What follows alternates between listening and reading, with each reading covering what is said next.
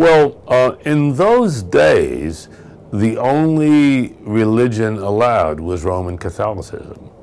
Every other religion was literally illegal and persecuted. It didn't affect me so much as it affected, because I was in a sense under the protection of the embassy, but it did affect Spaniards who didn't happen to be Catholics. Franco had signed a concordat with the Vatican, really shameful, that he would guarantee that no other religion would be permitted in Spain, and in turn, he would appoint the bishops of the church. Talk about an unholy alliance. In any case, I think what I most remember is really a funny story.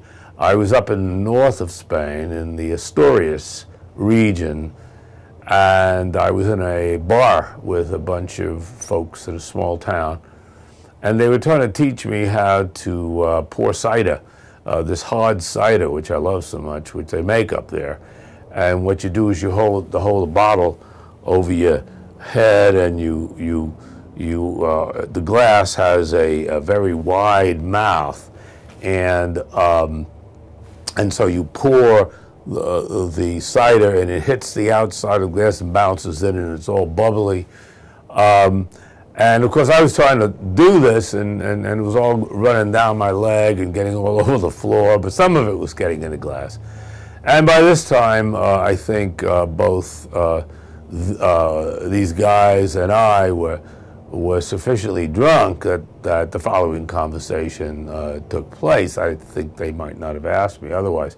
One of them said to me, "Are you a Catholic or an atheist?" Those seem to be the only possibilities available in his mind. You were either a good Catholic or you were an atheist, but there was nothing else.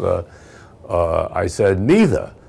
And they said, well, then I guess you must be a Protestant because everybody in the American government is Protestant. I said, well, no, everybody in the American government is not Protestant. And in fact, John Kennedy, who had been president not long before that, was Catholic. I said, no, I'm not Protestant. And so they said, so what are you? And I said, Jewish. And this, of course, all in Spanish. And they looked at me like that was simply impossible. How could I be Jewish? I said, well, what do you mean? Why couldn't I be Jewish? And they said, one of them was ruffling my hair, and he said, well, because you don't have any horns. And I said, I'm sorry to disappoint you, but Jews don't have horns.